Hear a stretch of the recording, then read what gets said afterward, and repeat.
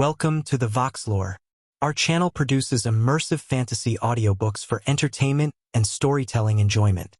All content, including narration, sound design, and storytelling elements, is created with passion for fantasy fans.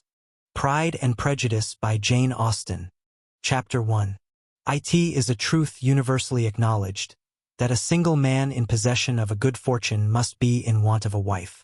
However little known the feelings or views of such a man may be on his first entering a neighborhood, this truth is so well fixed in the minds of the surrounding families that he is considered as the rightful property of some one or other of their daughters. "My dear Mr. Bennet," said his lady to him one day, "have you heard that Netherfield Park is let at last?" Mr. Bennet replied that he had not. "But it is," returned she, "for Mrs. Long has just been here and she told me all about it." Mr. Bennet made no answer. "Do not you want to know who has taken it?" cried his wife impatiently. "You want to tell me, and I have no objection to hearing it." "Why, my dear, you must know, Mrs. Long says that Netherfield is taken by a young man of large fortune from the north of England, that he came down on Monday in a chaise and four to see the place, and was so much delighted with it that he agreed with Mr. Morris immediately, that he is to take possession before Michaelmas, and some of his servants are to be in the house by the end of next week." "What is his name?" "Bingley." "Is he married or single?" "Oh, single, my dear, to be sure. A single man of large fortune, 4,000 or 5,000 a year. What a fine thing for our girls." "How so? How can it affect them?"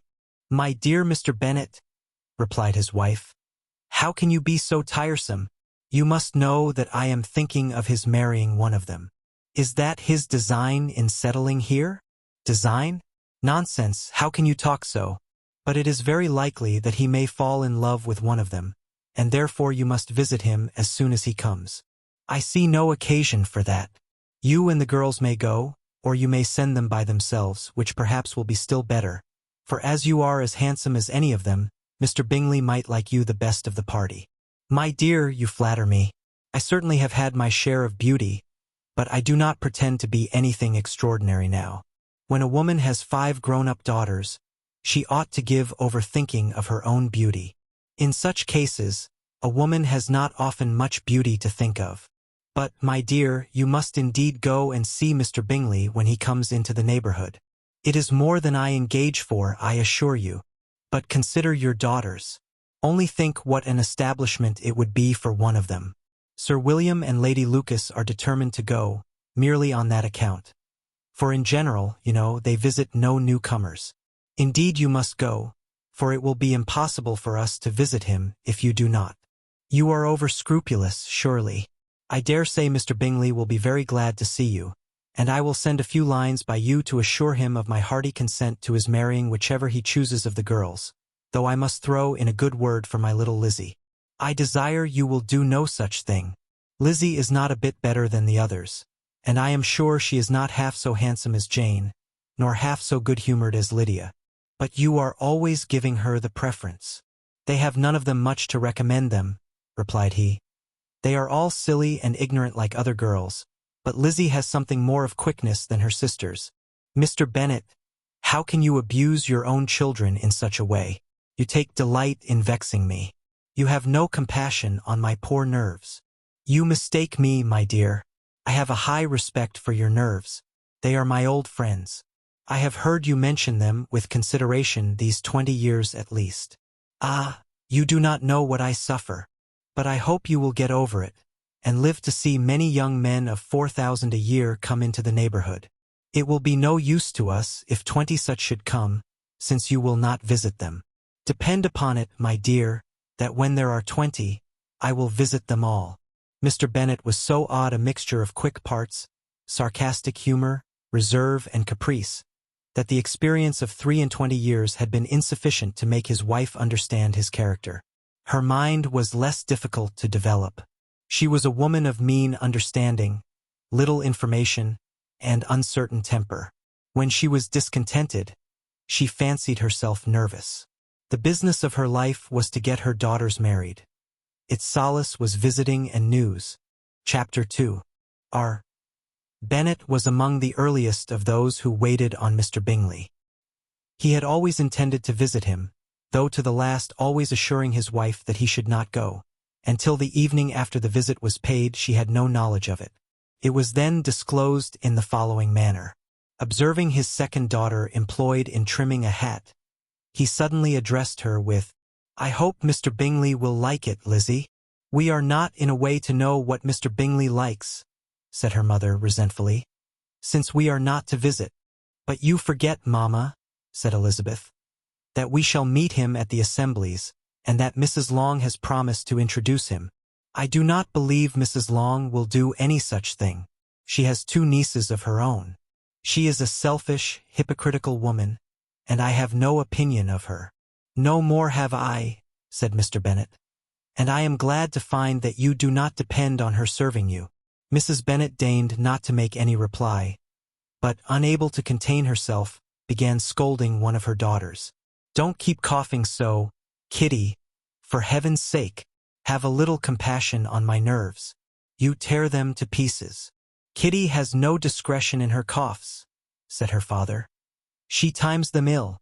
"I do not cough for my own amusement," replied Kitty fretfully. "When is your next ball to be, Lizzie?" "Tomorrow fortnight." "Aye, so it is," cried her mother. "And Mrs. Long does not come back till the day before. So it will be impossible for her to introduce him, for she will not know him herself. Then, my dear, you may have the advantage of your friend, and introduce Mr. Bingley to her." "Impossible, Mr. Bennet, impossible, when I am not acquainted with him myself." "How can you be so teasing?" "I honor your circumspection. A fortnight's acquaintance is certainly very little. One cannot know what a man really is by the end of a fortnight. But if we do not venture, somebody else will. And after all, Mrs. Long and her nieces must stand their chance. And therefore, as she will think it an act of kindness, if you decline the office, I will take it on myself." The girls stared at their father. Mrs. Bennet said only, "Nonsense, nonsense. What can be the meaning of that emphatic exclamation?" cried he. "Do you consider the forms of introduction, and the stress that is laid on them, as nonsense? I cannot quite agree with you there. What say you, Mary? For you are a young lady of deep reflection, I know, and read great books, and make extracts." Mary wished to say something very sensible, but knew not how. "While Mary is adjusting her ideas," he continued, "let us return to Mr. Bingley." "I am sick of Mr. Bingley," cried his wife. "I am sorry to hear that. But why did you not tell me so before? If I had known as much this morning, I certainly would not have called on him.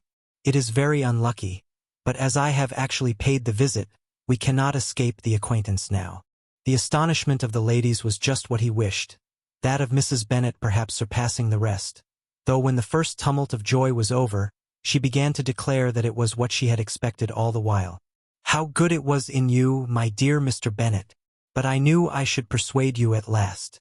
I was sure you loved your girls too well to neglect such an acquaintance. Well, how pleased I am! And it is such a good joke, too, that you should have gone this morning, and never said a word about it till now." "Now, Kitty, you may cough as much as you choose," said Mr. Bennet, and as he spoke, he left the room, fatigued with the raptures of his wife.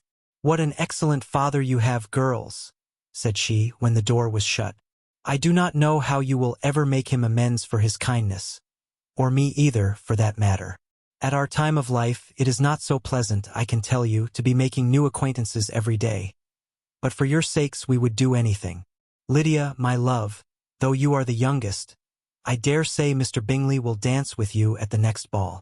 "Oh," said Lydia stoutly, "I am not afraid, for though I am the youngest, I'm the tallest."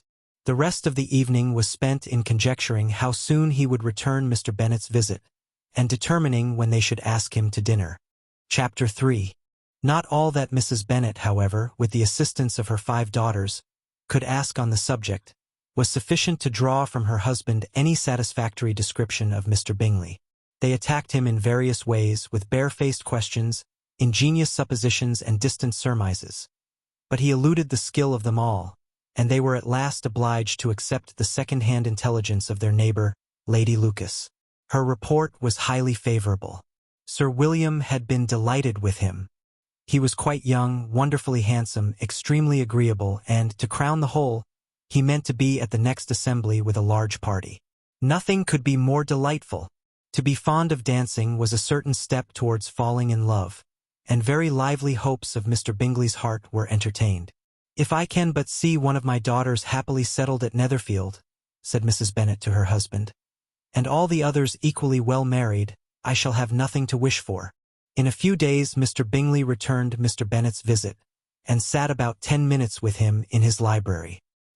He had entertained hopes of being admitted to a sight of the young ladies, of whose beauty he had heard much, but he saw only the father. The ladies were somewhat more fortunate, for they had the advantage of ascertaining, from an upper window, that he wore a blue coat and rode a black horse. An invitation to dinner was soon afterwards dispatched, and already had Mrs. Bennet planned the courses that were to do credit to her housekeeping, when an answer arrived which deferred it all. Mr. Bingley was obliged to be in town the following day, and consequently unable to accept the honor of their invitation, etc. Mrs. Bennet was quite disconcerted. She could not imagine what business he could have in town so soon after his arrival in Hertfordshire, and she began to fear that he might always be flying about from one place to another, and never settled at Netherfield as he ought to be. Lady Lucas quieted her fears a little by starting the idea of his being gone to London only to get a large party for the ball, and a report soon followed that Mr. Bingley was to bring 12 ladies and 7 gentlemen with him to the assembly. The girls grieved over such a number of ladies, but were comforted the day before the ball by hearing that, instead of 12, he had brought only 6 with him from London, his 5 sisters and a cousin. And when the party entered the assembly room, it consisted of only 5 altogether: Mr. Bingley, his 2 sisters, the husband of the eldest, and another young man. Mr. Bingley was good-looking and gentlemanlike. He had a pleasant countenance, and easy, unaffected manners. His sisters were fine women, with an air of decided fashion. His brother-in-law, Mr. Hurst, merely looked the gentleman. But his friend Mr. Darcy soon drew the attention of the room by his fine, tall person, handsome features, noble mien, and the report, which was in general circulation within 5 minutes after his entrance, of his having 10,000 a year. The gentleman pronounced him to be a fine figure of a man. The ladies declared he was much handsomer than Mr. Bingley, and he was looked at with great admiration for about half the evening, till his manners gave a disgust which turned the tide of his popularity. For he was discovered to be proud, to be above his company, and above being pleased, and not all his large estate in Derbyshire could save him from having a most forbidding, disagreeable countenance, and being unworthy to be compared with his friend. Mr. Bingley had soon made himself acquainted with all the principal people in the room. He was lively and unreserved, danced every dance, was angry that the ball closed so early, and talked of giving one himself at Netherfield. Such amiable qualities must speak for themselves. What a contrast between him and his friend! Mr. Darcy danced only once with Mrs. Hurst and once with Miss Bingley, declined being introduced to any other lady, and spent the rest of the evening in walking about the room, speaking occasionally to one of his own party. His character was decided. He was the proudest, most disagreeable man in the world, and everybody hoped that he would never come there again. Amongst the most violent against him was Mrs. Bennet, whose dislike of his general behavior was sharpened into particular resentment by his having slighted one of her daughters. Elizabeth Bennet had been obliged, by the scarcity of gentlemen, to sit down for 2 dances, and during part of that time, Mr. Darcy had been standing near enough for her to overhear a conversation between him and Mr. Bingley, who came from the dance for a few minutes to press his friend to join it. "Come, Darcy," said he, "I must have you dance. I hate to see you standing about by yourself in this stupid manner. You had much better dance." "I certainly shall not. You know how I detest it, unless I am particularly acquainted with my partner. At such an assembly as this it would be insupportable.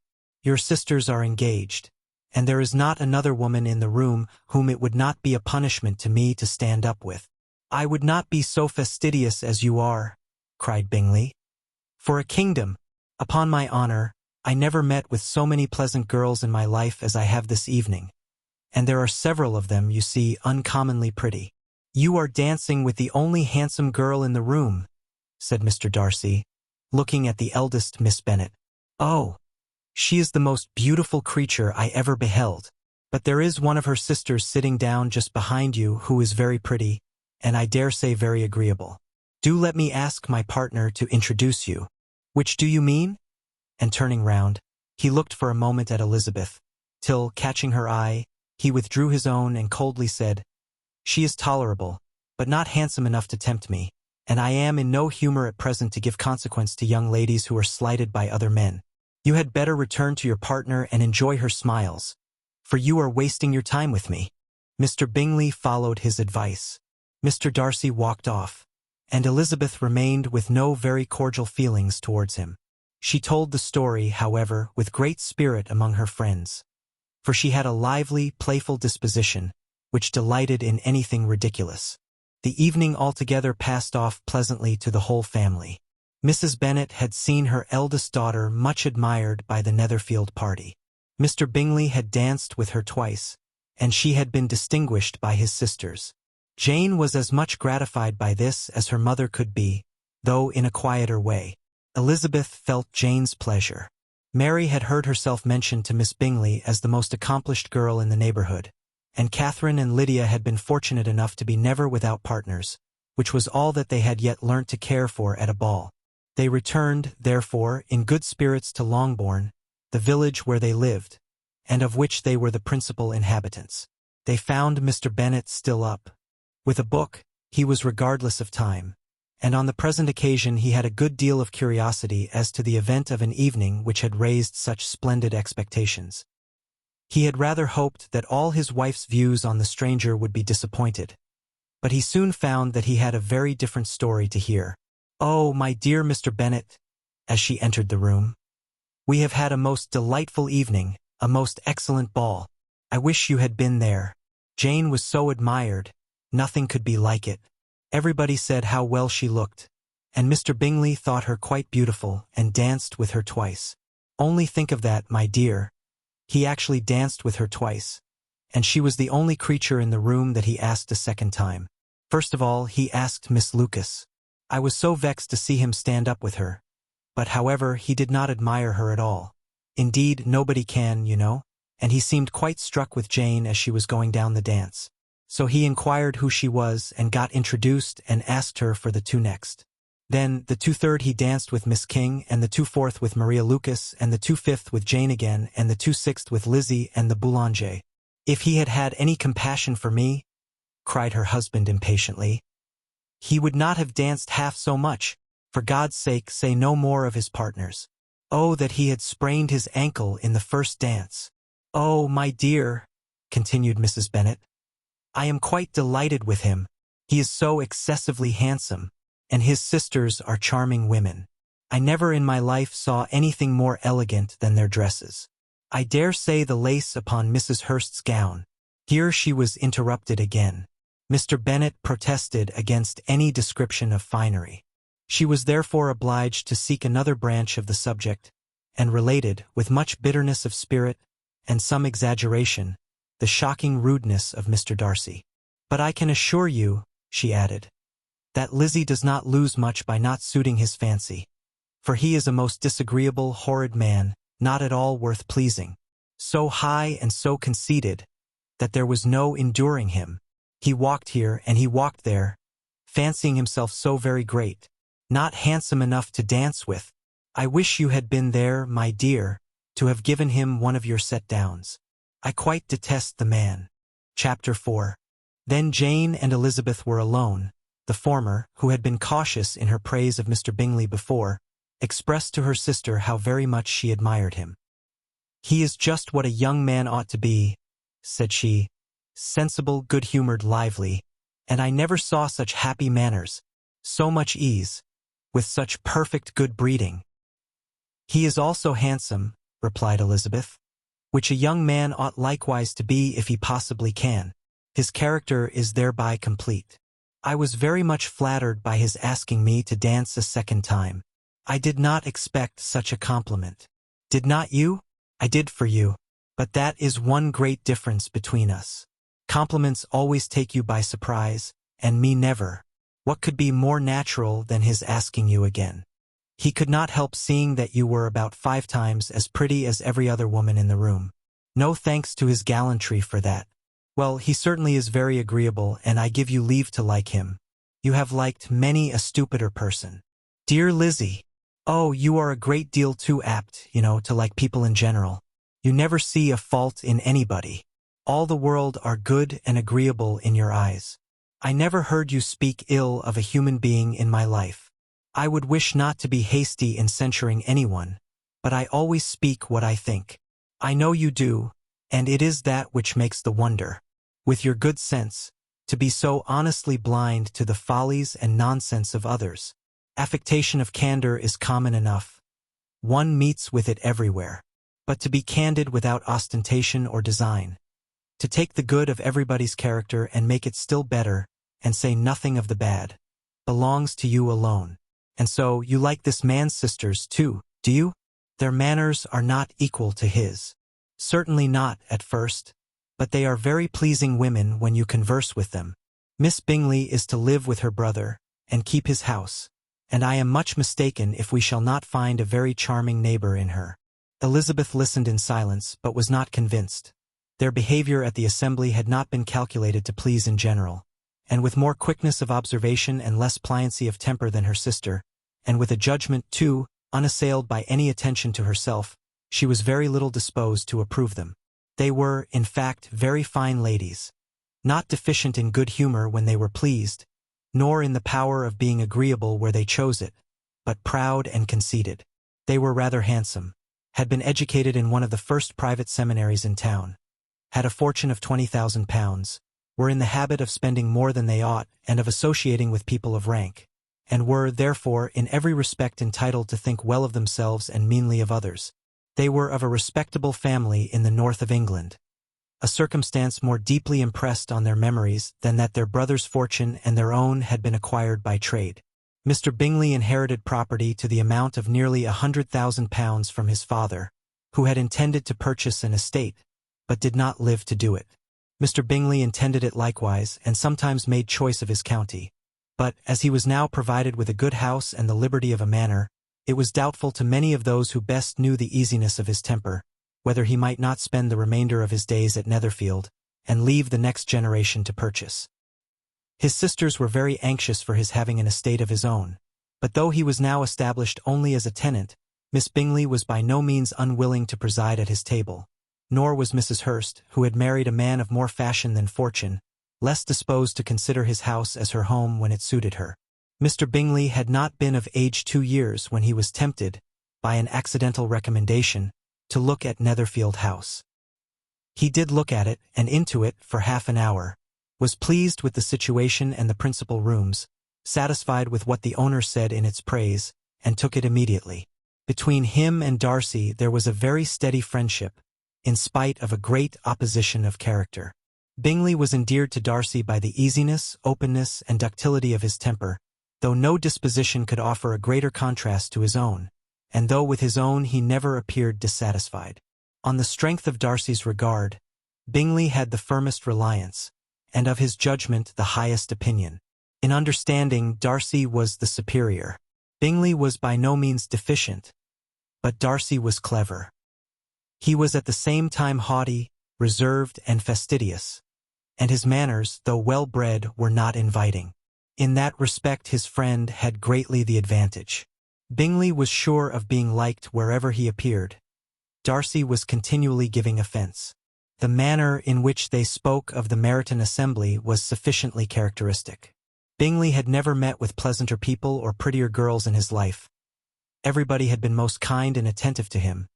There had been no formality, no stiffness. He had soon felt acquainted with all the room, and as to Miss Bennet, he could not conceive an angel more beautiful. Darcy, on the contrary, had seen a collection of people in whom there was little beauty and no fashion, for none of whom he had felt the smallest interest, and from none received either attention or pleasure. Miss Bennet he acknowledged to be pretty, but she smiled too much. Mrs. Hurst and her sister allowed it to be so, but still they admired her and liked her, and pronounced her to be a sweet girl, and one whom they should not object to know more of. Miss Bennet was therefore established as a sweet girl, and their brother felt authorized by such commendation to think of her as he chose. Chapter 5. Within a short walk of Longbourn lived a family with whom the Bennets were particularly intimate. Sir William Lucas had been formerly in trade in Meryton, where he had made a tolerable fortune, and risen to the honor of knighthood by an address to the king during his mayoralty. The distinction had, perhaps, been felt too strongly. It had given him a disgust to his business and to his residence in a small market town, and, quitting them both, he had removed with his family to a house about a mile from Meryton, denominated from that period Lucas Lodge, where he could think with pleasure of his own importance, and, unshackled by business, occupy himself solely in being civil to all the world. For, though elated by his rank, it did not render him supercilious. On the contrary, he was all attention to everybody. By nature inoffensive, friendly, and obliging, his presentation at St. James's had made him courteous. Lady Lucas was a very good kind of woman, not too clever to be a valuable neighbor to Mrs. Bennet. They had several children. The eldest of them, a sensible, intelligent young woman, about 27, was Elizabeth's intimate friend. That the Miss Lucases and the Miss Bennets should meet to talk over a ball was absolutely necessary, and the morning after the assembly brought the former to Longbourn to hear and to communicate. "You began the evening well, Charlotte," said Mrs. Bennet, with civil self-command, to Miss Lucas. "You were Mr. Bingley's first choice." "Yes, but he seemed to like his second better." "Oh, you mean Jane, I suppose, because he danced with her twice." "To be sure, that did seem as if he admired her. Indeed, I rather believe he did. I heard something about it, but I hardly know what something about Mr. Robinson." "Perhaps you mean what I overheard between him and Mr. Robinson. Did not I mention it to you? Mr. Robinson's asking him how he liked our Meryton assemblies, and whether he did not think there were a great many pretty women in the room, and which he thought the prettiest, and his answering immediately to the last question, 'Oh, the eldest Miss Bennet, beyond a doubt. There cannot be two opinions on that point.'" "Upon my word. Well, that was very decided, indeed, that does seem as if, but however, it may all come to nothing, you know." "My overhearings were more to the purpose than yours, Eliza," said Charlotte. "Mr. Darcy is not so well worth listening to as his friend, is he? Poor Eliza. To be only just tolerable. I beg you will not put it into Lizzie's head to be vexed by his ill treatment, for he is such a disagreeable man that it would be quite a misfortune to be liked by him. Mrs. Long told me last night that he sat close to her for half an hour without once opening his lips." "Are you quite sure, ma'am? Is not there a little mistake?" said Jane. "I certainly saw Mr. Darcy speaking to her. Because she asked him at last how he liked Netherfield, and he could not help answering her, but she said he seemed very angry at being spoke to." "Miss Bingley told me," said Jane, "that he never speaks much unless among his intimate acquaintance. With them he is remarkably agreeable." "I do not believe a word of it, my dear. If he had been so very agreeable, he would have talked to Mrs. Long. But I can guess how it was. Everybody says that he is eat up with pride, and I dare say he had heard somehow that Mrs. Long does not keep a carriage, and had to come to the ball in a hack chaise."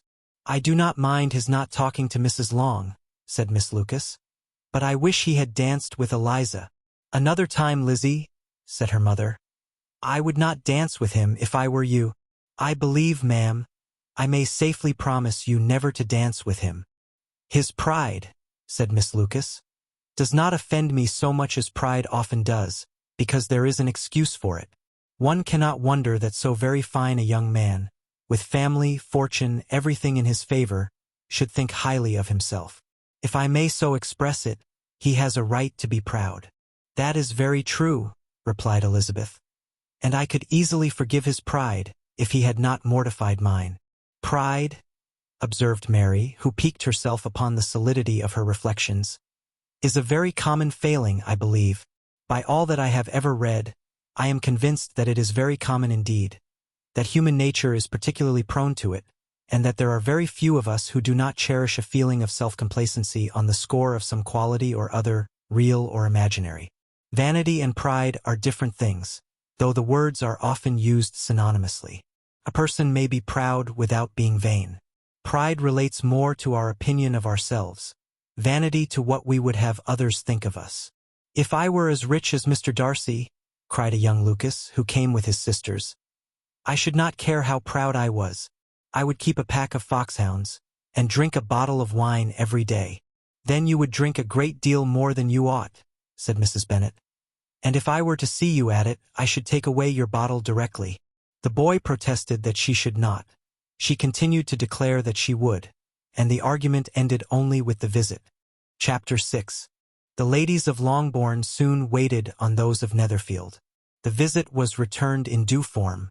Miss Bennet's pleasing manners grew on the goodwill of Mrs. Hurst and Miss Bingley, and though the mother was found to be intolerable, and the younger sisters not worth speaking to, a wish of being better acquainted with them was expressed towards the two eldest. By Jane this attention was received with the greatest pleasure, but Elizabeth still saw superciliousness in their treatment of everybody, hardly excepting even her sister, and could not like them, though their kindness to Jane, such as it was, had a value as arising, in all probability, from the influence of their brother's admiration. It was generally evident, whenever they met, that he did admire her, and to her it was equally evident that Jane was yielding to the preference which she had begun to entertain for him from the first, and was in a way to be very much in love. But she considered with pleasure that it was not likely to be discovered by the world in general, since Jane united with great strength of feeling, a composure of temper and an uniform cheerfulness of manner, which would guard her from the suspicions of the impertinent. She mentioned this to her friend, Miss Lucas. "It may, perhaps, be pleasant," replied Charlotte, "to be able to impose on the public in such a case, but it is sometimes a disadvantage to be so very guarded. If a woman conceals her affection with the same skill from the object of it, she may lose the opportunity of fixing him, and it will then be but poor consolation to believe the world equally in the dark. There is so much of gratitude or vanity in almost every attachment, that it is not safe to leave any to itself. We can all begin freely, a slight preference is natural enough, but there are very few of us who have heart enough to be really in love without encouragement. In 9 cases out of 10, a woman had better show more affection than she feels. Bingley likes your sister undoubtedly, but he may never do more than like her, if she does not help him on. But she does help him on, as much as her nature will allow. If I can perceive her regard for him, he must be a simpleton indeed not to discover it too. Remember, Eliza, that he does not know Jane's disposition as you do. But if a woman is partial to a man, and does not endeavor to conceal it, he must find it out. Perhaps he must, if he sees enough of her. But though Bingley and Jane meet tolerably often, it is never for many hours together, and as they always see each other in large mixed parties, it is impossible that every moment should be employed in conversing together. Jane should therefore make the most of every half-hour in which she can command his attention. When she is secure of him, there will be leisure for falling in love as much as she chooses. "Your plan is a good one," replied Elizabeth, "where nothing is in question but the desire of being well married, and if I were determined to get a rich husband or any husband, I dare say I should adopt it. But these are not Jane's feelings. She is not acting by design. As yet she cannot even be certain of the degree of her own regard, nor of its reasonableness. She has known him only a fortnight. She danced 4 dances with him at Meryton. She saw him one morning at his own house, and has since dined in company with him 4 times. This is not quite enough to make her understand his character. Not as you represent it. Had she merely dined with him, she might only have discovered whether he had a good appetite. But you must remember that 4 evenings have been also spent together, and 4 evenings may do a great deal. Yes, these 4 evenings have enabled them to ascertain that they both like Vingt-un better than commerce, but with respect to any other leading characteristic, I do not imagine that much has been unfolded. "Well," said Charlotte, "I wish Jane success with all my heart, and if she were married to him tomorrow, I should think she had as good a chance of happiness as if she were to be studying his character for a 12-month. Happiness in marriage is entirely a matter of chance. If the dispositions of the parties are ever so well known to each other, or ever so similar beforehand, it does not advance their felicity in the least. They always continue to grow sufficiently unlike afterwards to have their share of vexation, and it is better to know as little as possible of the defects of the person with whom you are to pass your life. You make me laugh, Charlotte, but it is not sound. You know it is not sound, and that you would never act in this way yourself." Occupied in observing Mr. Bingley's attention to her sister, Elizabeth was far from suspecting that she was herself becoming an object of some interest in the eyes of his friend. Mr. Darcy had at first scarcely allowed her to be pretty. He had looked at her without admiration at the ball, and when they next met, he looked at her only to criticize. But no sooner had he made it clear to himself and his friends that she had hardly a good feature in her face, than he began to find it was rendered uncommonly intelligent by the beautiful expression of her dark eyes. To this discovery succeeded some others equally mortifying. Though he had detected with a critical eye more than one failure of perfect symmetry in her form, he was forced to acknowledge her figure to be light and pleasing, and in spite of his asserting that her manners were not those of the fashionable world, he was caught by their easy playfulness. Of this she was perfectly unaware. To her he was only the man who made himself agreeable nowhere, and who had not thought her handsome enough to dance with. He began to wish to know more of her, and, as a step towards conversing with her himself, attended to her conversation with others. His doing so drew her notice. It was at Sir William Lucas's, where a large party were assembled. "What does Mr. Darcy mean," said she to Charlotte, "by listening to my conversation with Colonel Forster? That is a question which Mr. Darcy only can answer. But if he does it any more, I shall certainly let him know that I see what he is about. He has a very satirical eye, and if I do not begin by being impertinent myself, I shall soon grow afraid of him." On his approaching them soon afterwards, though without seeming to have any intention of speaking, Miss Lucas defied her friend to mention such a subject to him, which immediately provoking Elizabeth to do it, she turned to him and said, "Did not you think, Mr. Darcy, that I expressed myself uncommonly well just now, when I was teasing Colonel Forster to give us a ball at Meryton? With great energy. But it is a subject which always makes a lady energetic. You are severe on us." "It will be her turn soon to be teased," said Miss Lucas. "I am going to open the instrument, Eliza, and you know what follows. You are a very strange creature by way of a friend, always wanting me to play and sing before anybody and everybody. If my vanity had taken a musical turn, you would have been invaluable.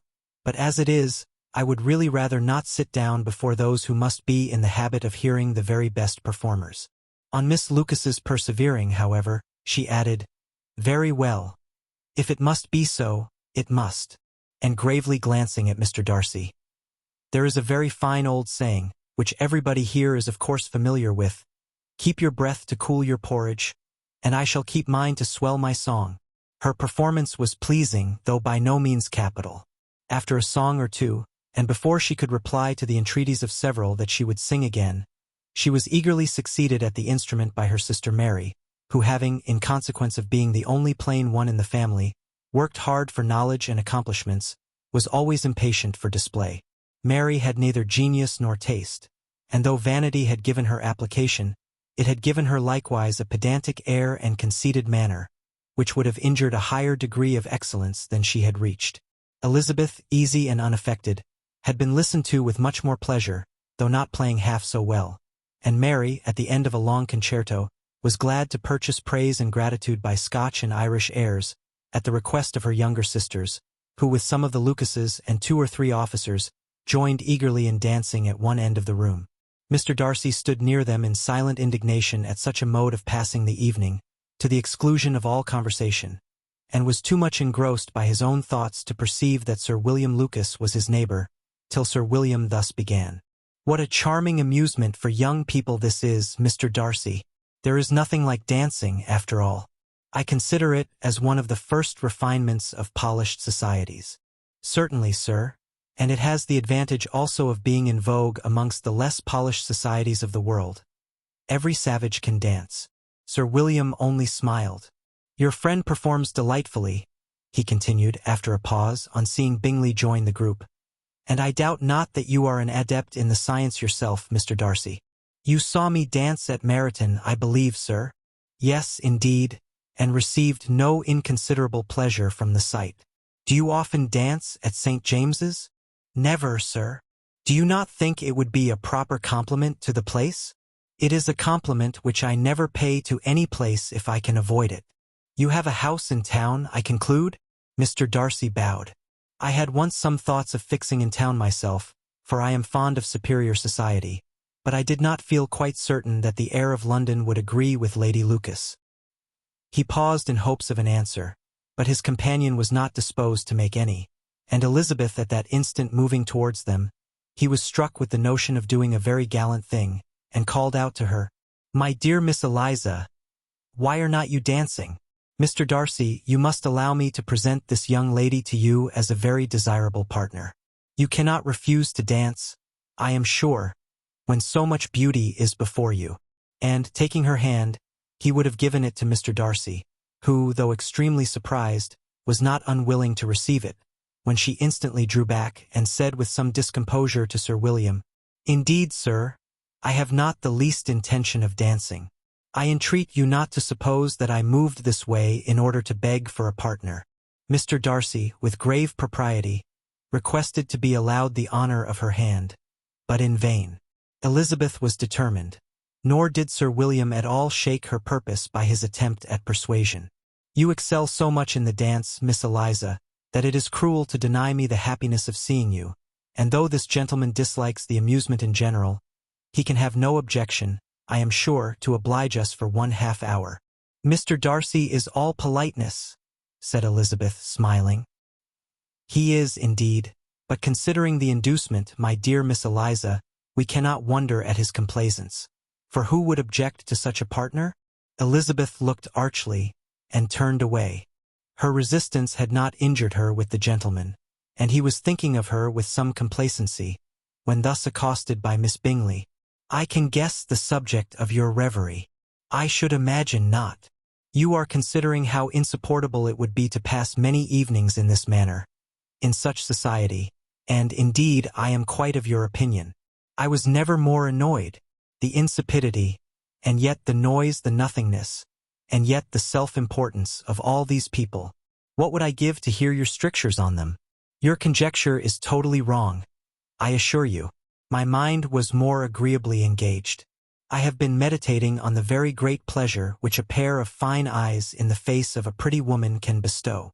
Miss Bingley immediately fixed her eyes on his face, and desired he would tell her what lady had the credit of inspiring such reflections.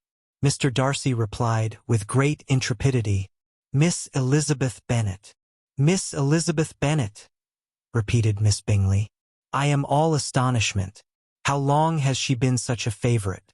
And pray, when am I to wish you joy?" "That is exactly the question which I expected you to ask. A lady's imagination is very rapid. It jumps from admiration to love, from love to matrimony, in a moment. I knew you would be wishing me joy. Nay, if you are so serious about it, I shall consider the matter as absolutely settled. You will have a charming mother-in-law, indeed, and of course she will be always at Pemberley with you." He listened to her with perfect indifference, while she chose to entertain herself in this manner, and as his composure convinced her that all was safe, her wit flowed along. Chapter 7. R. Bennet's property consisted almost entirely in an estate of 2,000 a year, which, unfortunately for his daughters, was entailed in default of heirs male on a distant relation, and their mother's fortune, though ample for her situation in life, could but ill supply the deficiency of his. Her father had been an attorney in Meryton, and had left her £4,000. She had a sister married to a Mr. Phillips, who had been a clerk to their father and succeeded him in the business, and a brother settled in London in a respectable line of trade. The village of Longbourn was only 1 mile from Meryton, a most convenient distance for the young ladies, who were usually tempted thither 3 or 4 times a week, to pay their duty to their aunt, and to a milliner's shop just over the way. The 2 youngest of the family, Catherine and Lydia, were particularly frequent in these attentions.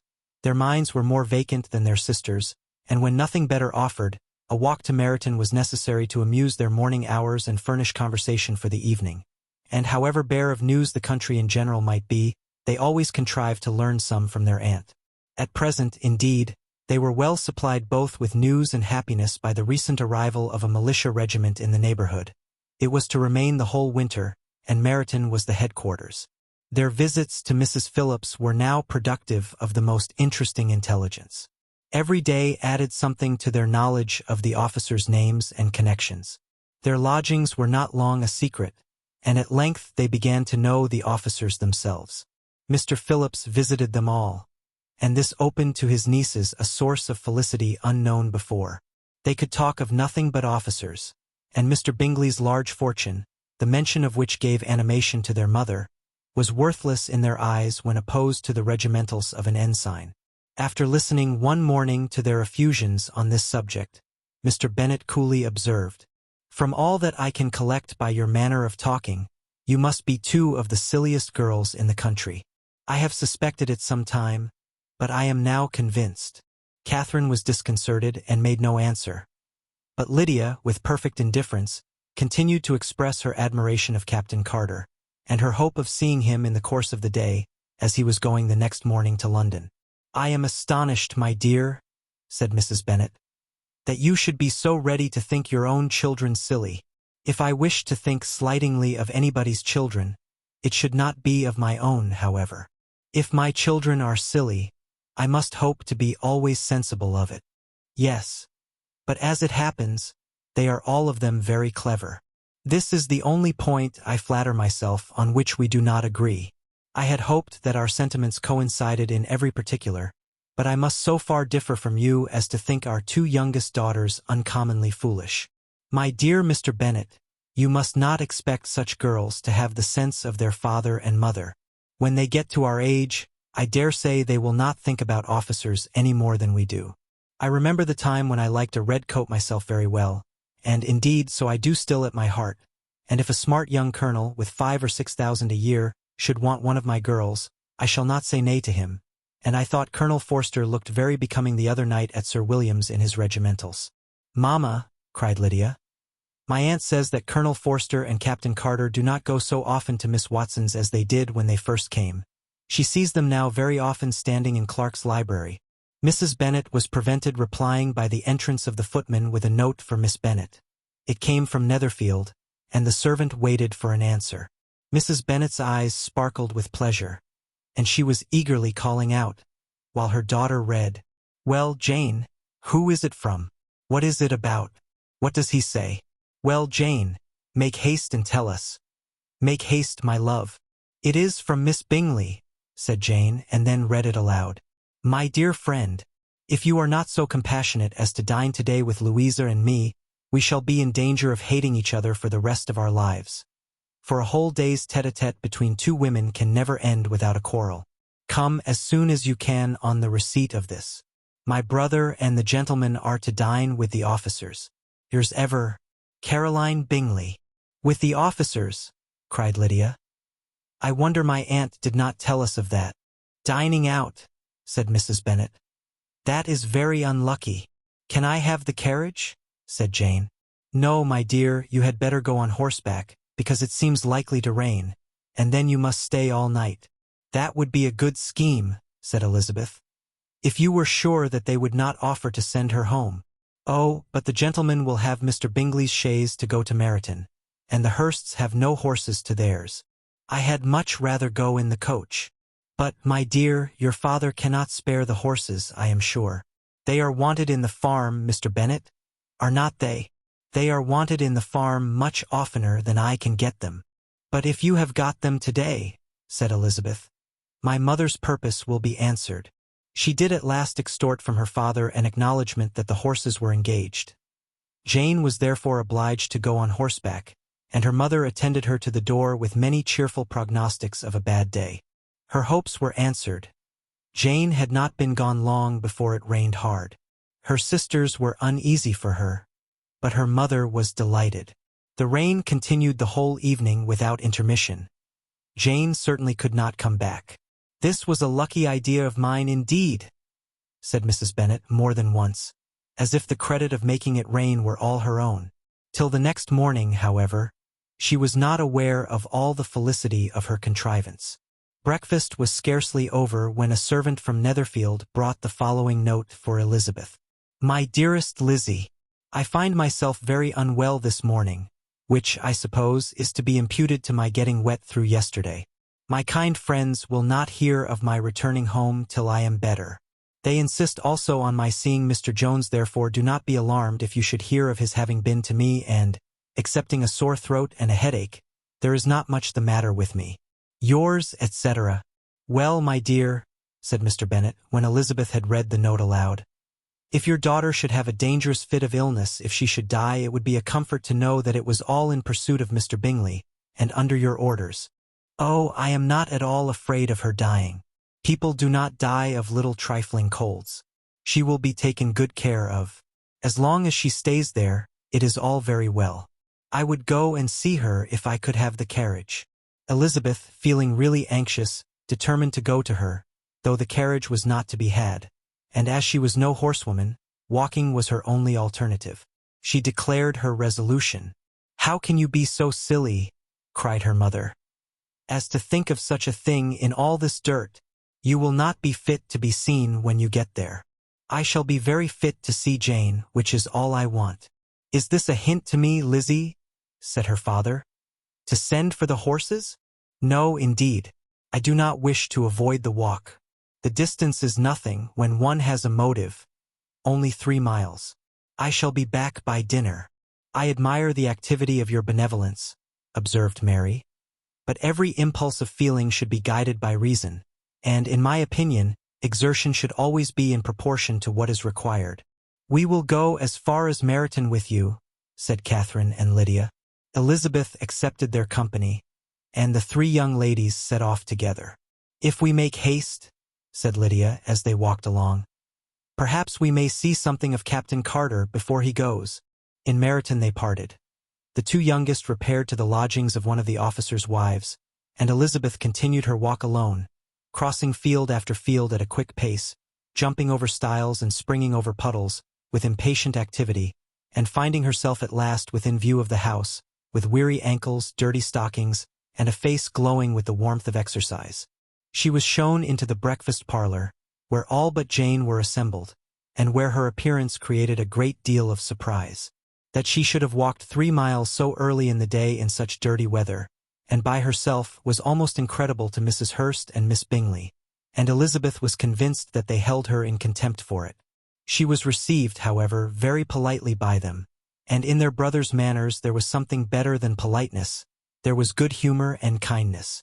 Mr. Darcy said very little, and Mr. Hurst nothing at all.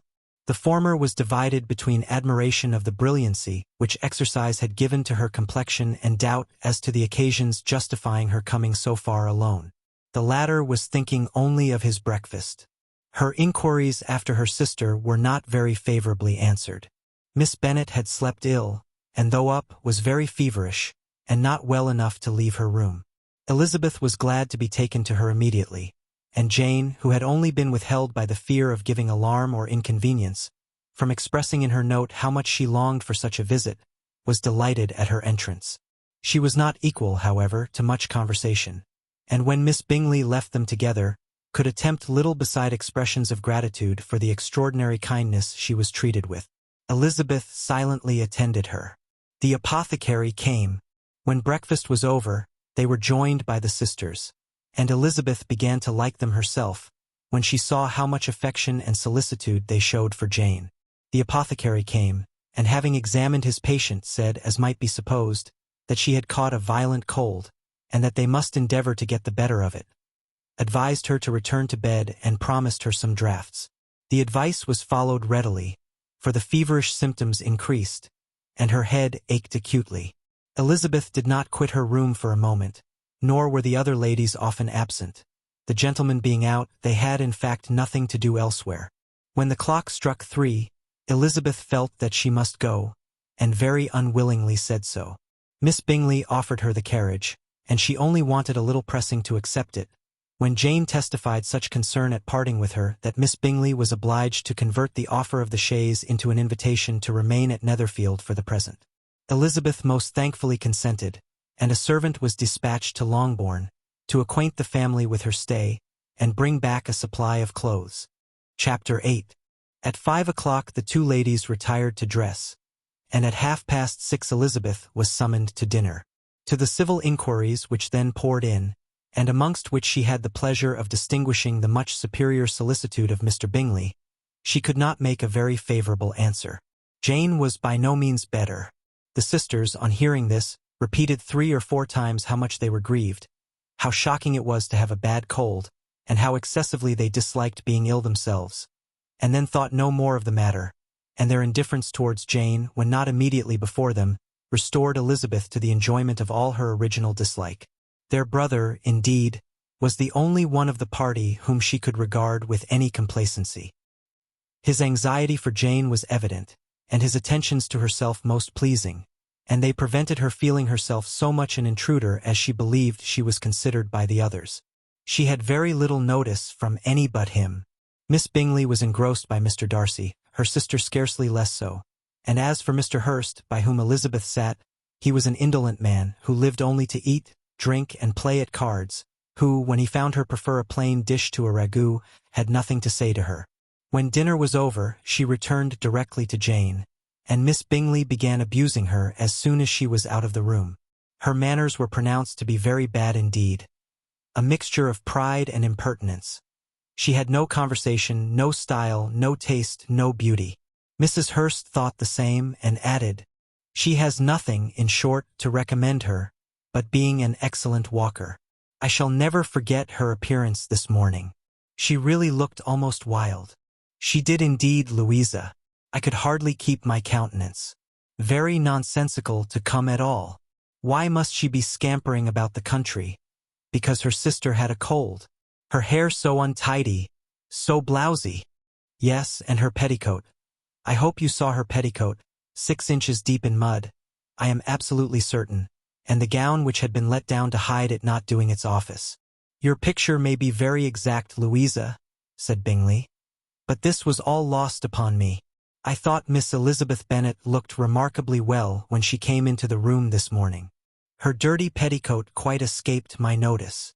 "You observed it, Mr. Darcy, I am sure," said Miss Bingley, "and I am inclined to think that you would not wish to see your sister make such an exhibition." "Certainly not. To walk 3 miles, or 4 miles, or 5 miles, or whatever it is, above her ankles in dirt, and alone, quite alone. What could she mean by it? It seems to me to show an abominable sort of conceited independence, a most country-town indifference to decorum. It shows an affection for her sister that is very pleasing," said Bingley. "I am afraid, Mr. Darcy," observed Miss Bingley in a half-whisper, "that this adventure has rather affected your admiration of her fine eyes." "Not at all," he replied. "They were brightened by the exercise." A short pause followed this speech, and Mrs. Hurst began again. "I have an excessive regard for Jane Bennet. She is really a very sweet girl, and I wish with all my heart she were well settled. But with such a father and mother, and such low connections, I am afraid there is no chance of it." "I think I have heard you say that their uncle is an attorney in Meryton?" "Yes, and they have another, who lives somewhere near Cheapside." "That is capital," added her sister, and they both laughed heartily. "If they had uncles enough to fill all Cheapside," cried Bingley, "it would not make them one jot less agreeable. But it must very materially lessen their chance of marrying men of any consideration in the world," replied Darcy. To this speech Bingley made no answer, but his sisters gave it their hearty assent, and indulged their mirth for some time at the expense of their dear friend's vulgar relations. With a renewal of tenderness, however, they repaired to her room on leaving the dining parlour, and sat with her till summoned to coffee. She was still very poorly, and Elizabeth would not quit her at all, till late in the evening, when she had the comfort of seeing her asleep, and when it appeared to her rather right than pleasant that she should go downstairs herself. On entering the drawing-room, she found the whole party at loo, and was immediately invited to join them, but suspecting them to be playing high, she declined it, and making her sister the excuse, said she would amuse herself, for the short time she could stay below, with a book. Mr. Hurst looked at her with astonishment. "Do you prefer reading to cards?" said he. "That is rather singular." "Miss Eliza Bennet," said Miss Bingley, "despises cards. She is a great reader, and has no pleasure in anything else."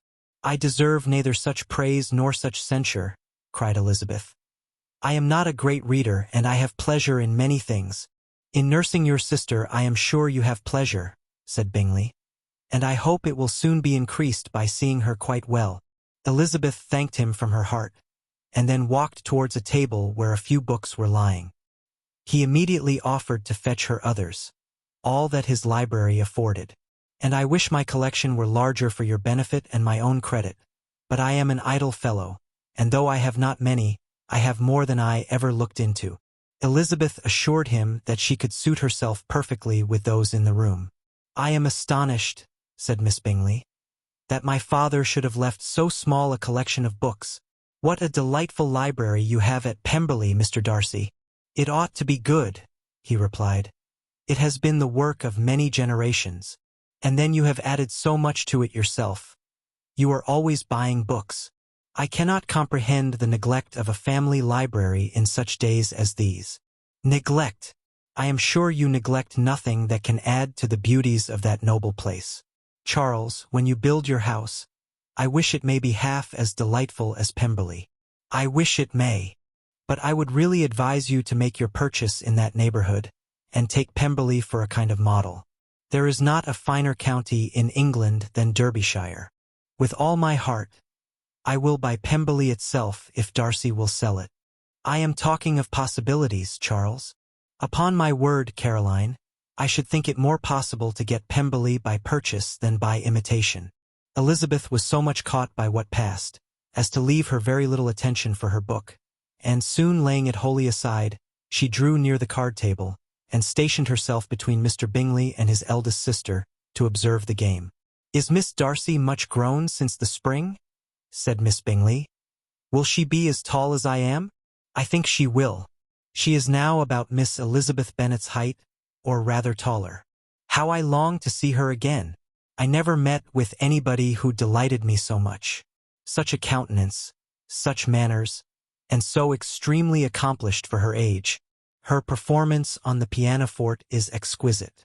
"It is amazing to me," said Bingley, "how young ladies can have patience to be so very accomplished as they all are."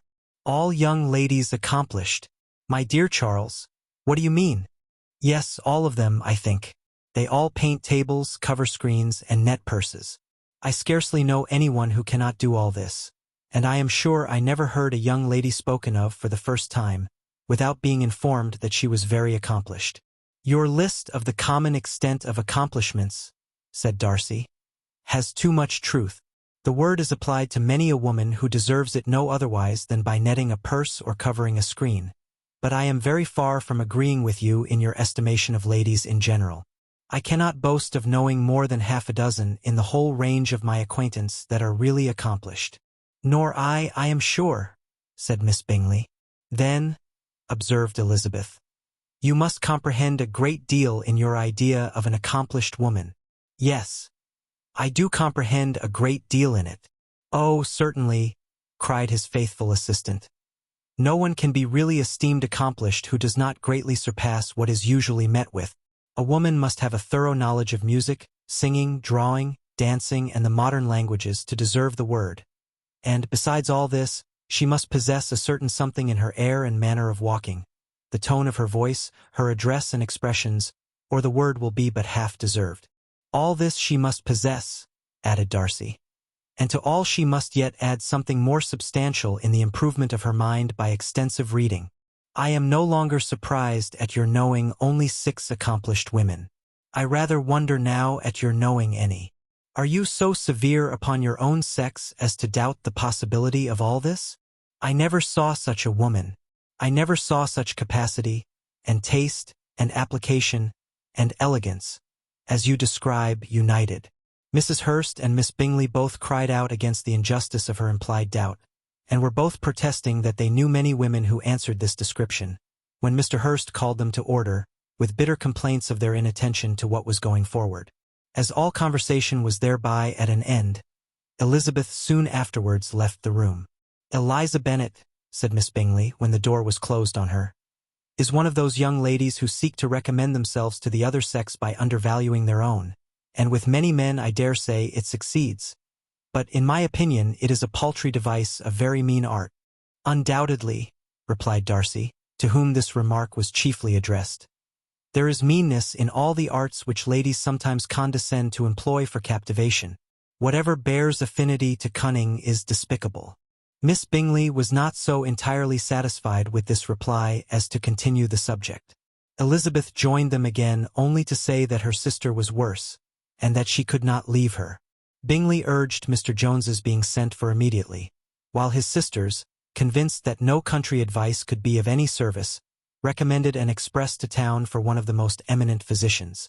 This she would not hear of, But she was not so unwilling to comply with their brother's proposal, and it was settled that Mr. Jones should be sent for early in the morning, if Miss Bennet were not decidedly better. Bingley was quite uncomfortable. His sisters declared that they were miserable. They solaced their wretchedness, however, by duets after supper, while he could find no better relief to his feelings than by giving his housekeeper directions that every possible attention might be paid to the sick lady and her sister. Chapter 9. Elizabeth passed the chief of the night in her sister's room, and in the morning had the pleasure of being able to send a tolerable answer to the inquiries which she very early received from Mr. Bingley by a housemaid, and some time afterwards from the two elegant ladies who waited on his sisters. In spite of this amendment, however, she requested to have a note sent to Longbourn, desiring her mother to visit Jane, and form her own judgment of her situation. The note was immediately dispatched, and its contents as quickly complied with. Mrs. Bennet, accompanied by her two youngest girls, reached Netherfield soon after the family breakfast. Had she found Jane in any apparent danger, Mrs. Bennet would have been very miserable, but being satisfied on seeing her that her illness was not alarming, she had no wish of her recovering immediately, as her restoration to health would probably remove her from Netherfield. She would not listen, therefore, to her daughter's proposal of being carried home. Neither did the apothecary, who arrived about the same time, think it at all advisable. After sitting a little while with Jane, on Miss Bingley's appearance and invitation, the mother and three daughters all attended her into the breakfast parlor. Bingley met them with hopes that Mrs. Bennet had not found Miss Bennet worse than she expected. "Indeed I have, sir," was her answer. "She is a great deal too ill to be moved. Mr. Jones says we must not think of moving her. We must trespass a little longer on your kindness." "Removed!" cried Bingley. "It must not be thought of. My sister, I am sure, will not hear of her removal." "You may depend upon it, madam," said Miss Bingley, with cold civility, "that Miss Bennet shall receive every possible attention while she remains with us." Mrs. Bennet was profuse in her acknowledgments. "I am sure," she added, "if it was not for such good friends, I do not know what would become of her, for she is very ill indeed, and suffers a vast deal, though with the greatest patience in the world, which is always the way with her, for she has, without exception, the sweetest temper I ever met with. I often tell my other girls they are nothing to her. You have a sweet room here, Mr. Bingley, and a charming prospect over that gravel walk. I do not know a place in the country that is equal to Netherfield. You will not think of quitting it in a hurry, I hope, though you have but a short lease." "Whatever I do is done in a hurry," replied he, "and therefore if I should resolve to quit Netherfield, I should probably be off in 5 minutes. At present, however, I consider myself as quite fixed here." "That is exactly what I should have supposed of you," said Elizabeth. "You begin to comprehend me, do you?" cried he, turning towards her. "Oh yes, I understand you perfectly. I wish I might take this for a compliment, but to be so easily seen through, I am afraid, is pitiful. That is as it happens. It does not necessarily follow that a deep, intricate character is more or less estimable than such a one as yours." "Lizzie," cried her mother, "remember where you are, and do not run on in the wild manner that you are suffered to do at home." "I did not know before," continued Bingley immediately, "that you were a studier of character. It must be an amusing study." "Yes, but intricate characters are the most amusing. They have at least that advantage." "The country," said Darcy, "can in general supply but few subjects for such a study. In a country neighborhood you move in a very confined and unvarying society. But people themselves alter so much that there is something new to be observed in them forever." "Yes, indeed," cried Mrs. Bennet, offended by his manner of mentioning a country neighborhood. "I assure you there is quite as much of that going on in the country as in town." Everybody was surprised, and Darcy, after looking at her for a moment, turned silently away. Mrs. Bennet, who fancied she had gained a complete victory over him, continued her triumph. "I cannot see that London has any great advantage over the country, for my part, except the shops and public places. The country is a vast deal pleasanter. Is not it, Mr. Bingley?" "When I am in the country," he replied, "I never wish to leave it, and when I am in town it is pretty much the same. They have each their advantages, and I can be equally happy in either. That is because you have the right disposition. But that gentleman, looking at Darcy, seemed to think the country was nothing at all. Indeed, Mamma, you are mistaken, said Elizabeth, blushing for her mother. You quite mistook Mr. Darcy. He only meant that there was not such a variety of people to be met with in the country as in town, which you must acknowledge to be true. Certainly, my dear, nobody said there were. But as to not meeting with many people in this neighborhood, I believe there are few neighborhoods larger. I know we dine with 24 families. Nothing but concern for Elizabeth could enable Bingley to keep his countenance. His sister was less delicate, and directed her eye towards Mr. Darcy with a very expressive smile. Elizabeth, for the sake of saying something that might turn her mother's thoughts, now asked her if Charlotte Lucas had been at Longbourn since her coming away. Yes, she called yesterday with her father. What an agreeable man Sir William is, Mr. Bingley. Is not he? So much the man of fashion. So genteel and so easy. He has always something to say to everybody. That is my idea of good breeding. And those persons who fancy themselves very important and never open their mouths quite mistake the matter. Did Charlotte dine with you? No, she would go home. I fancy she was wanted about the mince pies. For my part, Mr. Bingley, I always keep servants that can do their own work. My daughters are brought up differently. But everybody is to judge for themselves, and the Lucases are a very good sort of girls, I assure you. It is a pity they are not handsome. Not that I think Charlotte so very plain, but then she is our particular friend. She seems a very pleasant young woman, said Bingley. Oh dear, yes, but you must own she is very plain. Lady Lucas herself has often said so, and envied me Jane's beauty. I do not like to boast of my own child, but to be sure, Jane, one does not often see anybody better looking. It is what everybody says. I do not trust my own partiality. When she was only 15, there was a gentleman at my brother Gardiner's in town so much in love with her, that my sister-in-law was sure he would make her an offer before we came away. But, however, he did not. Perhaps he thought her too young. However, he wrote some verses on her, and very pretty they were. And so ended his affection, said Elizabeth impatiently. There has been many a one, I fancy, overcome in the same way. I wonder who first discovered the efficacy of poetry in driving away love. I have been used to consider poetry as the food of love, said Darcy. Of a fine, stout, healthy love it may. Everything nourishes what is strong already. But if it be only a slight, thin sort of inclination, I am convinced that one good sonnet will starve it entirely away. Darcy only smiled, and the general pause which ensued made Elizabeth tremble lest her mother should be exposing herself again.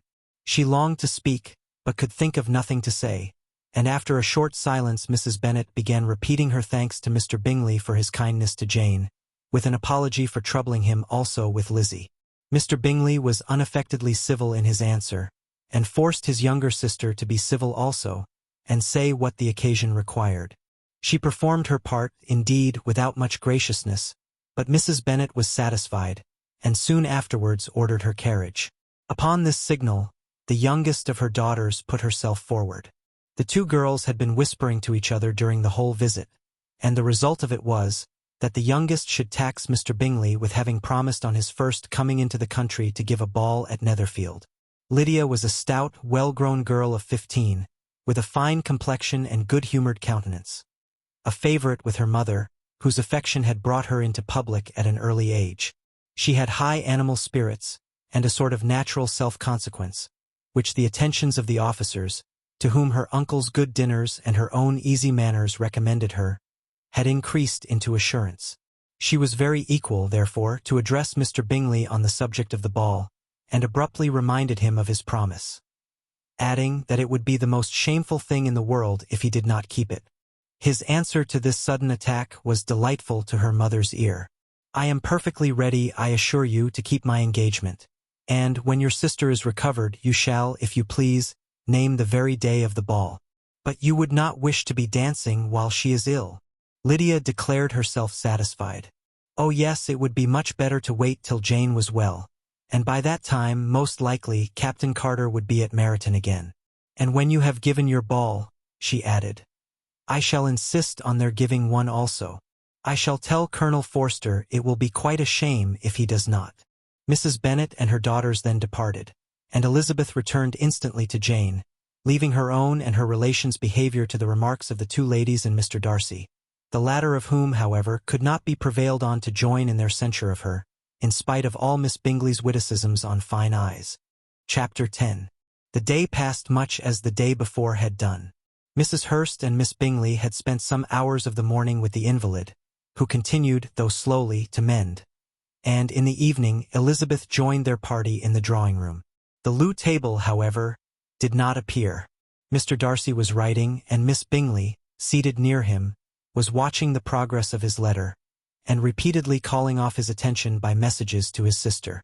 Mr. Hurst and Mr. Bingley were at piquet, and Mrs. Hurst was observing their game. Elizabeth took up some needlework, and was sufficiently amused in attending to what passed between Darcy and his companion.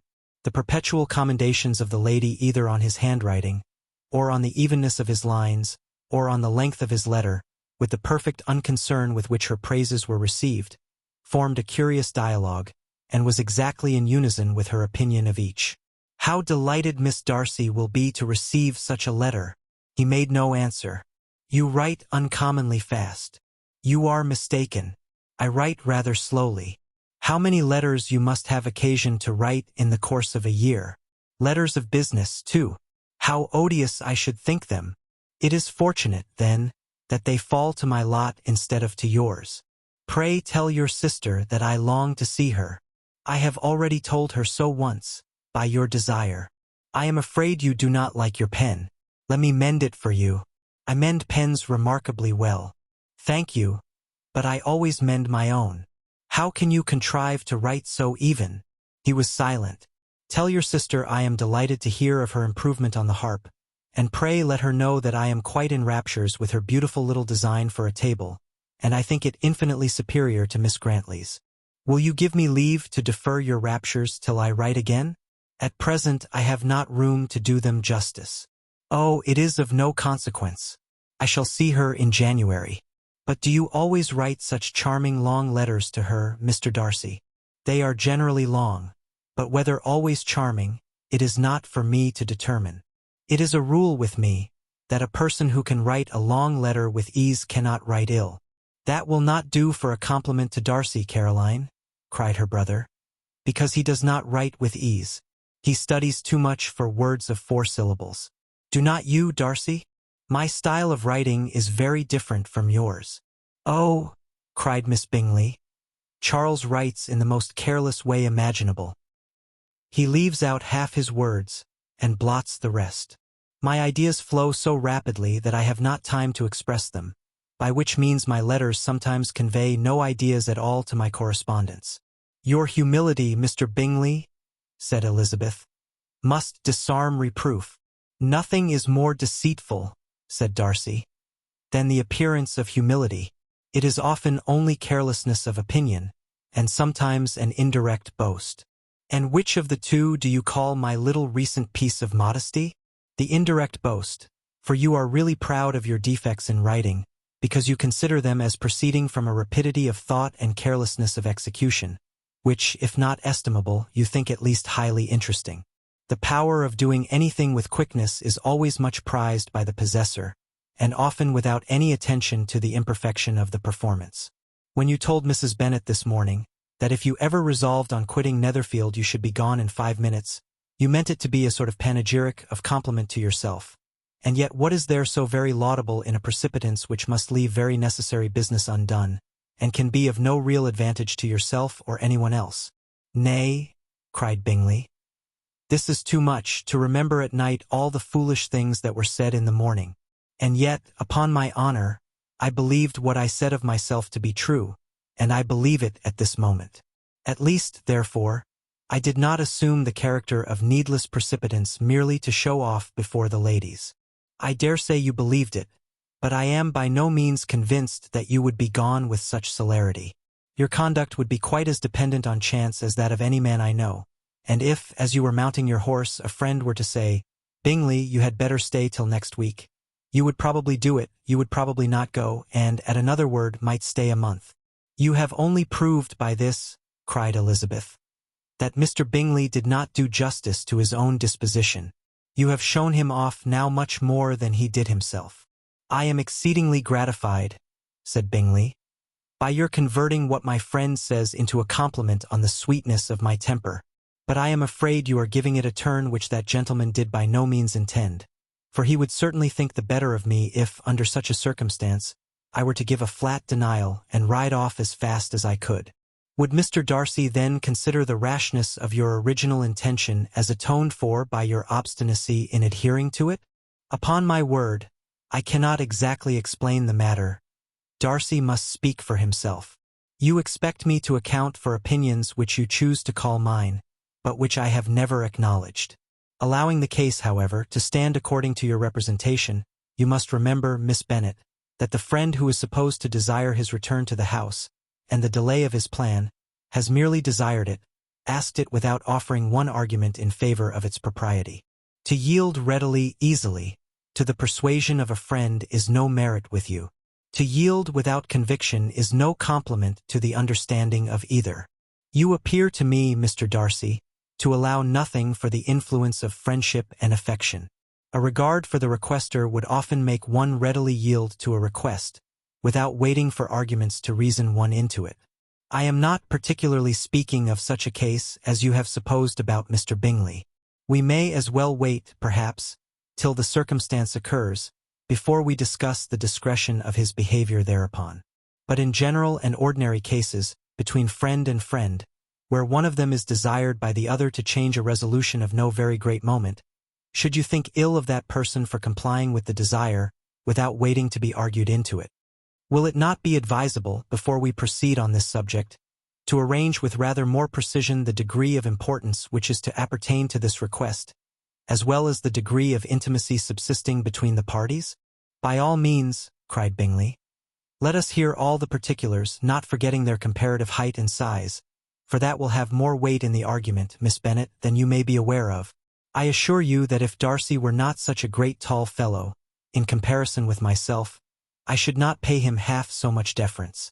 I declare I do not know a more awful object than Darcy on particular occasions, and in particular places, at his own house especially, and of a Sunday evening when he has nothing to do. Mr. Darcy smiled, but Elizabeth thought she could perceive that he was rather offended, and therefore checked her laugh. Miss Bingley warmly resented the indignity he had received, in an expostulation with her brother for talking such nonsense. I see your design, Bingley, said his friend. You dislike an argument, and want to silence this. Perhaps I do. Arguments are too much like disputes.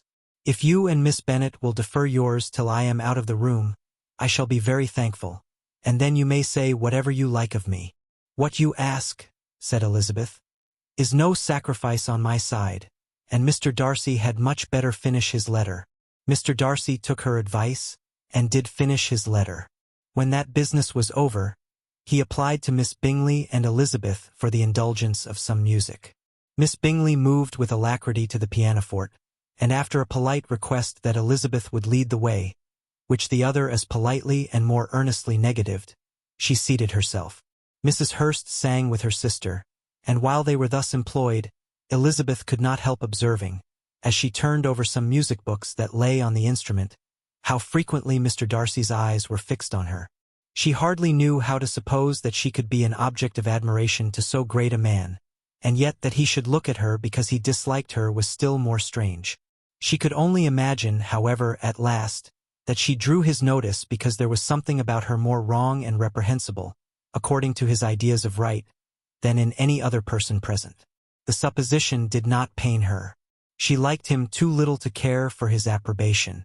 After playing some Italian songs, Miss Bingley varied the charm by a lively Scotch air, and soon afterwards Mr. Darcy, drawing near Elizabeth, said to her, "Do you not feel a great inclination, Miss Bennet, to seize such an opportunity of dancing a reel?" She smiled but made no answer. He repeated the question, with some surprise at her silence. "Oh," said she, "I heard you before, but I could not immediately determine what to say in reply. You wanted me, I know, to say yes, that you might have the pleasure of despising my taste, but I always delight in overthrowing those kind of schemes and cheating a person of their premeditated contempt. I have, therefore, made up my mind to tell you that I do not want to dance a reel at all, and now despise me if you dare. Indeed, I do not dare. Elizabeth, having rather expected to affront him, was amazed at his gallantry. But there was a mixture of sweetness and archness in her manner which made it difficult for her to affront anybody, and Darcy had never been so bewitched by any woman as he was by her. He really believed that, were it not for the inferiority of her connections, he should be in some danger. Miss Bingley saw or suspected enough to be jealous, and her great anxiety for the recovery of her dear friend Jane received some assistance from her desire of getting rid of Elizabeth. She often tried to provoke Darcy into disliking her guest, by talking of their supposed marriage, and planning his happiness in such an alliance. "I hope," said she, as they were walking together in the shrubbery the next day, "you will give your mother-in-law a few hints when this desirable event takes place as to the advantage of holding her tongue, and if you can compass it, to cure the younger girls of running after the officers. And, if I may mention so delicate a subject, endeavor to check that little something, bordering on conceit and impertinence, which your lady possesses. Have you anything else to propose for my domestic felicity? Oh yes, do let the portraits of your uncle and Aunt Phillips be placed in the gallery at Pemberley. Put them next to your great-uncle the judge. They are in the same profession, only in different lines. As for your Elizabeth's picture, you must not attempt to have it taken, for what painter could do justice to those beautiful eyes? It would not be easy, indeed, to catch their expression, but their color and shape and the eyelashes so remarkably fine might be copied." At that moment they were met from another walk by Mrs. Hurst and Elizabeth herself. "I did not know that you intended to walk," said Miss Bingley, in some confusion, lest they had been overheard. "You used us abominably ill," answered Mrs. Hurst, "running away without telling us that you were coming out." Then, taking the disengaged arm of Mr. Darcy, she left Elizabeth to walk by herself. The path just admitted 3. Mr. Darcy felt their rudeness, and immediately said, "This walk is not wide enough for our party. We had better go into the avenue." But Elizabeth, who had not the least inclination to remain with them, laughingly answered, "No, no, stay where you are. You are charmingly grouped, and appear to uncommon advantage. The picturesque would be spoilt by admitting a 4th. Goodbye." She then ran gaily off, rejoicing as she rambled about, in the hope of being at home again in a day or 2. Jane was already so much recovered as to intend leaving her room for a couple of hours that evening. Thanks for listening to Pride and Prejudice by Jane Austen. The next part is coming soon. See you in the next chapter. Until then, this is the VoxLore bringing classic voices to modern ears. Don't forget to subscribe and stay tuned.